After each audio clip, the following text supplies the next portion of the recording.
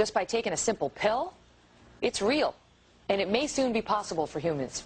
Doctors finding a compound in red wine that could slow the aging process. So how does it work? Joining us now, Fox News medical contributor, Dr. Jennifer Ashen. Good morning, Doc. Good morning, Megan. All right, so we knew that red wine was good for us. They told us that many times, good for your heart, etc. But it can slow the aging process. It can add years to your life. Right, so this is potentially really exciting if you think about it. I mean, some people might not want to extend their life by 20 years into old age, but most people probably would.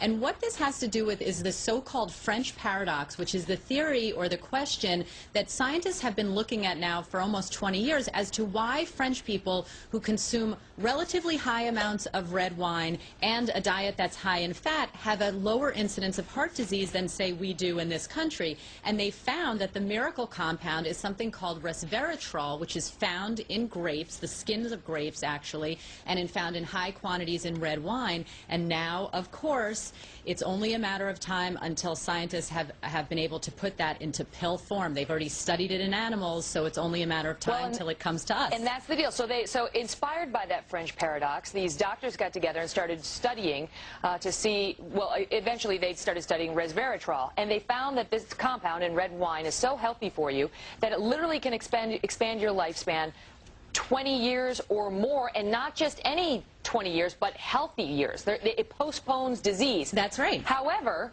if you were just to drink red wine and forget the pill, you'd have to drink 1,000 bottles a day. Right, and let's be clear, we're not recommending that, obviously. That does not expand your lifespan. No, it doesn't. But of course, they're going to put it in much more concentrated form when they are able to put it in a pill for human consumption.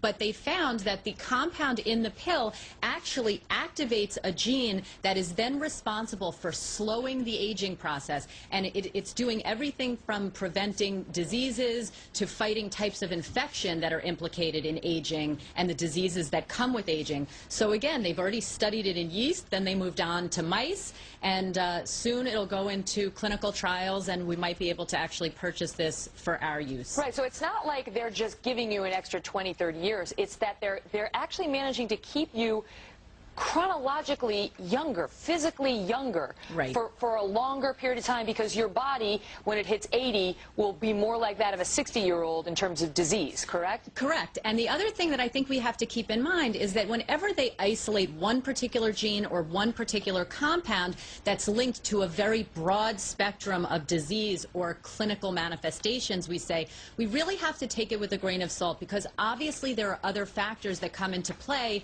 like our genetic or family history, that are incredibly important when you talk about how we are all going to age. So this is one piece of the puzzle. It's still a long ways off, but you better believe the pharmaceutical companies are looking at how soon they can get it into pill form. This would be huge. This really would be fountain of youth in a pill, wouldn't it?